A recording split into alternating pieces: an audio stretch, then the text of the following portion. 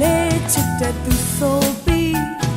လူလေးရင်သူနာနာဆွဲမလုံးလို့ရင်ခုံတာမပြေဘူးကွယ်ကိုလူလေးလေးချွဲတတ်တာတမျိုး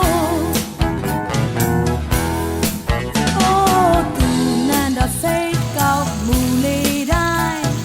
လက်ကလေးကိုသူနန်းကရှက်တလားတဲ့ကြည်တဲ့လို့သူမေးတယ်ကိုလူလဲလေးချောတတ်တာမျိုး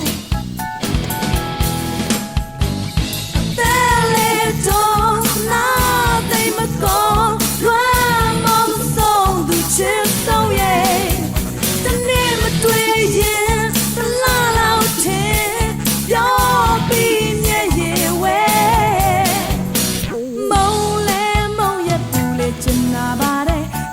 တော့ရင်ထဲမှာပူနေချစ်တဲ့ကြောင့်